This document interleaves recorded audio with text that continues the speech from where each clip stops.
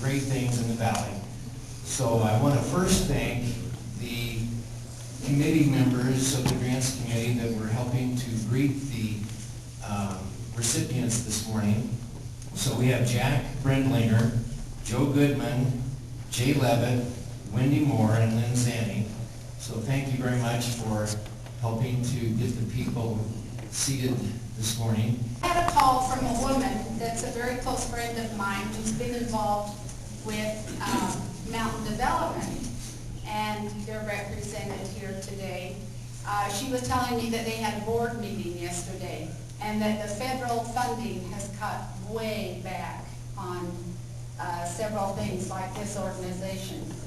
And she was talking to me, and I said, well, I'm delighted to tell you that Carbondale Rotary has chosen one of the recipients. And I said, unfortunately, we're giving away all the money that we can give, and it's certainly not enough. But I said, if it's just even a tiny bit helpful, it'll be wonderful. She said, well, I just want to tell you one thing. We have over 90 people on the waiting list right now for mountain development. Able to give you a little something, and I can tell you that we're delighted that this is happening, and we hope that it helps in some tiny way. Hospice of the Valley. We're so excited to be in the Valley now and providing this service that was very, very needed for a year without it. And I'm so proud of what we do. It's a very fulfilling job. And we do amazing things with our families. They feel very supported, and we go above and beyond, and this really, really helps. We really depend on donations from the community for our organization, and I really appreciate it. Well, you're looking at the whole room who certainly did all their part to try to help you out.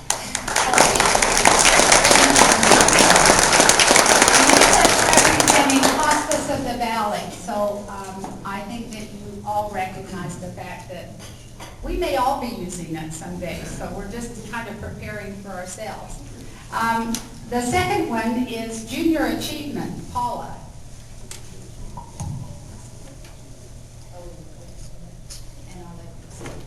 Thank you.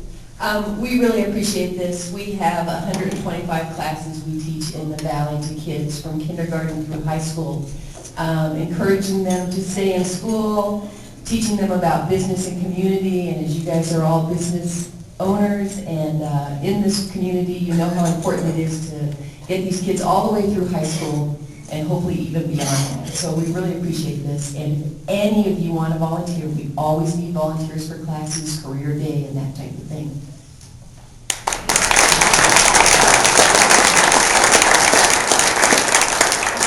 The next one that was chosen by the grant committee is Lift Up, and I'm certain that everybody knows the wonderful job that Lift Up is doing. And Mike, we'd like to have you a little bit. Thank you. A grant there. I just want to say thank you. I really appreciate what you do. I'm sure you're not shocked at demand being up in our county. Across the county, we're up a little over 300%. Here in Carbondale, we're up over 800%. We're only able to pull that off because of what you guys do to help us out, and I really appreciate it. Thank you.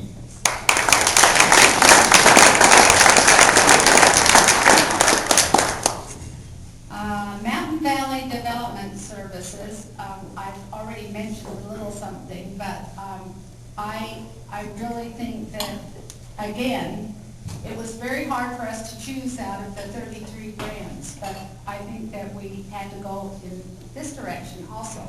So Dana. Right behind you. Thank you so much. This is going directly to Carbondale. We have a day program service here that serves about 25 people right now, and we're looking to expand that. We're knocking down a wall in the Carbondale Center, and we're just really, really excited that this is going to go directly back to your community and serving the disabled and delayed. So thank you so much.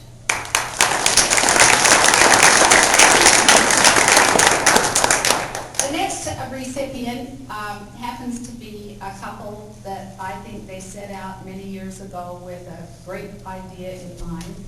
And we happened to be living in Aspen when they started this situation. And it was exciting to see that they could take an idea and make it go so far and make it worthwhile. spellbinders. Al Leach and his wife Jermaine. Thank you very much. I'm a member of the Aspen Rotary Club, and I wondered what happened to all the reprobates in our club, and I met him this morning. But thank you very much. We've been in the Valley now since 1967, and we started out, this was the second chapter that we have, and now we have 26 chapters throughout the United States. We have 2 in Canada and 1 in Cardiff, Wales. But this is our home. We have an office in Aspen, our national office. But we have served every elementary school in the Valley. And the kids come in, and we come into the classrooms, and the kids hear a story about 5 or 6 times during the year, because we have our spellbinders coming back. Last year, we told to an audience of 320,000 children. And we are in every classroom, as I said, here in the Valley, and we appreciate your support very, very much. Thank you very much. Since 1967. Oh, good. But I think that I do want to add that the children benefit tremendously from the literacy standpoint, but even more, I think the stories that are told orally, that they listen to so intently, are internalized and help develop their characters, their hearts, their souls, help them to understand that it's important to become people, like the people in this room, who contribute to the community. Thank you so much. And that is that I know the Soper Sun poem.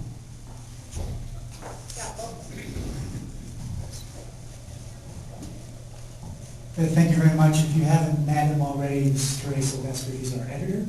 And wanted to take a double thank you, because many of you advertise on Soper Sun, and the paper wouldn't be able to publish without your support. So we really appreciate all the efforts that you guys do in the community, as Rotary, as business members, as individuals, and keep reading Soper Sun.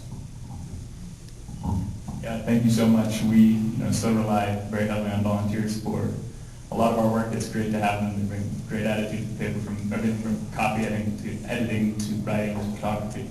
So this just means so much to us. Thanks a lot.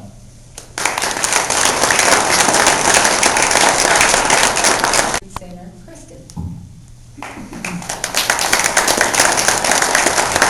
Thank you so much. We really appreciate the loyal support of Rotary. This is our 3rd grant from this club, and we so appreciate you standing by us. As you've probably seen, construction is well underway now for our 2nd phase and final phase. We're pushing hard for opening in May of 2010. We're delighted to be working with organizations like Mountain Valley and Lift Up, to have them already utilizing our spaces, and it's wonderful to imagine what it's going to be like when the project is complete. We have several board members and committee members and volunteers out here among you, and we just appreciate all the many ways that you support the 3rd Street Center. Thank you so much.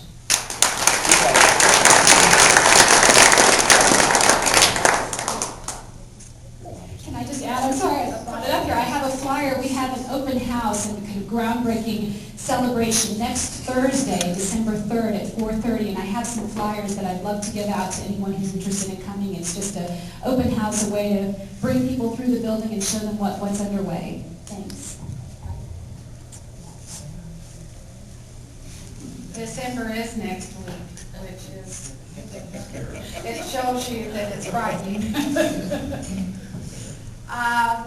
The next one that we are giving out is to an organization that we get to see visually often, and I think it's wonderful, because if you're someone who turns the card over and looks at the back, when you see Tom's Door on the back of a card, it makes it pretty special because you know what it's doing.